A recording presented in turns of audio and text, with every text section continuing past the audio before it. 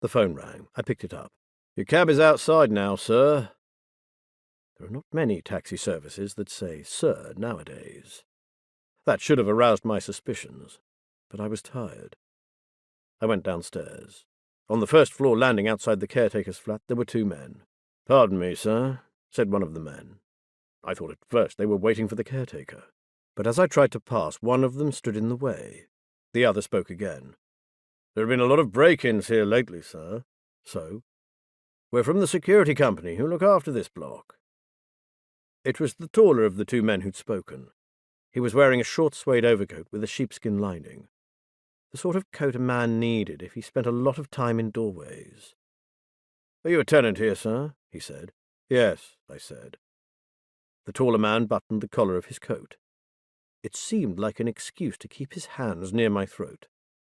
"Would you mind producing some identification, sir?" I counted 10, but before I was past 5, the shorter of the men had pressed the caretaker's buzzer. "What is it now?" "This one of your tenants?" said the tall man. "I'm from number 18, I prompted. "Never seen him before," said the man. "You're not the caretaker," I said.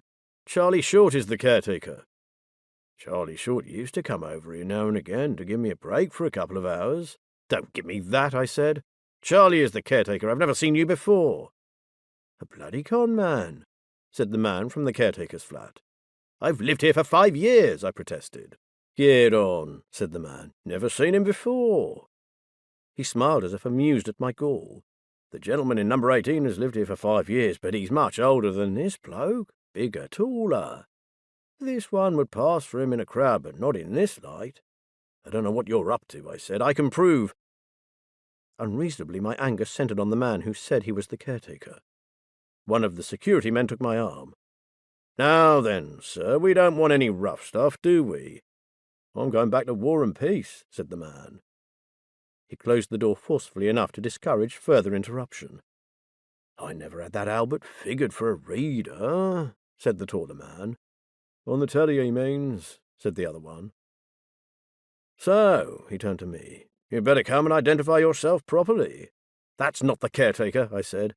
"I'm afraid you're wrong, sir." "I'm not wrong."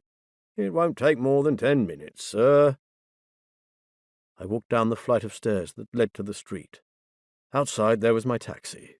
Screw them all. I opened the cab door and had one foot on the ledge when I saw the third man. He was sitting well back in the far corner of the rear seat. I froze.